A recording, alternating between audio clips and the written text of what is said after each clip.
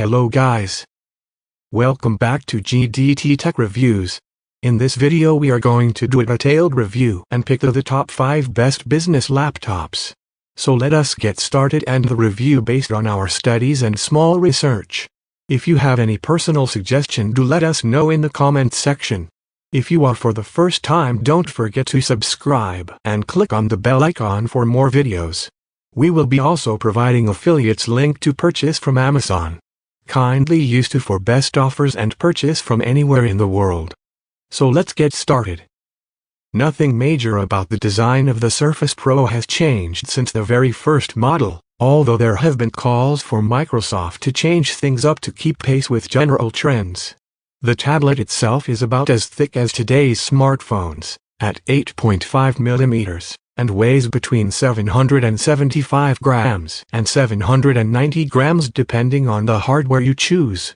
The tight cover, which is a fairly essential accessory, will add another 5 mm and 310 grams. The screen measures 12.3 inches diagonally, with a 3:2 aspect ratio that works well for a device that can be held in portrait or landscape orientation. The borders around the screen are pretty chunky by today's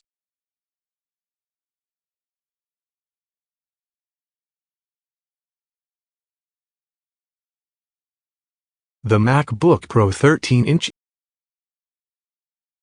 Today's test unit features a 1.7 GHz Core i5-10310U processor, 8 GB of memory, a 256 GB NVMe solid-state drive, and a Full HD 1920 by 1080 pixel non-touch IPS display. Lenovo offers 4 other screen options: a 1080p touchscreen, a 1080p touchscreen with a privacy filter, a higher resolution 2560 by 1440 pixel panel, and a 4K 3840 by 2160 pixel Dolby Vision HDR 400 display. Though the lightest of Lenovo's 3 14-inch business notebooks, the Carbon isn't the lightest on the market.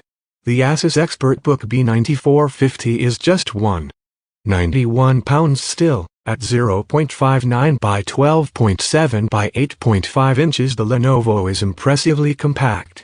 It's a breeze to stash in any briefcase. On the laptop's left side are 2 Thunderbolt 3 ports.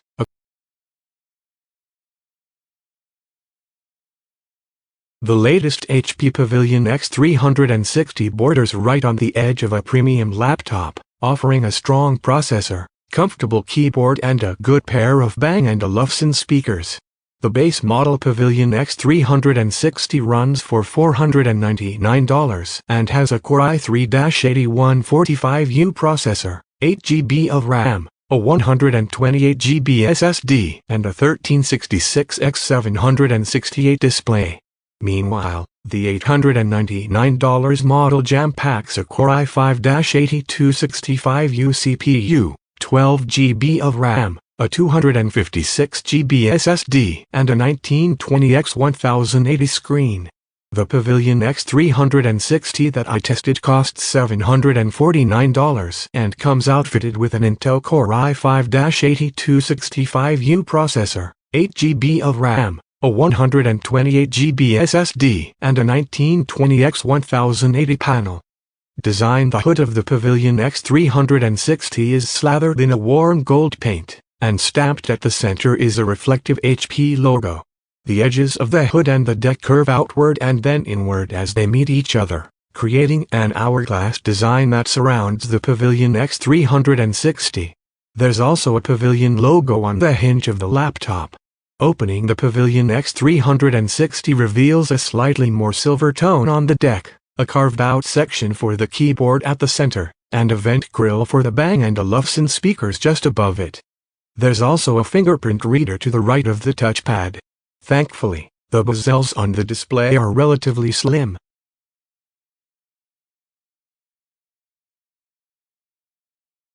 The 7th General Lenovo ThinkPad X1 Carbon is a perfect example, a 14-inch business laptop that is thinner and lighter than last year's model, while also increasing battery life and without sacrificing performance.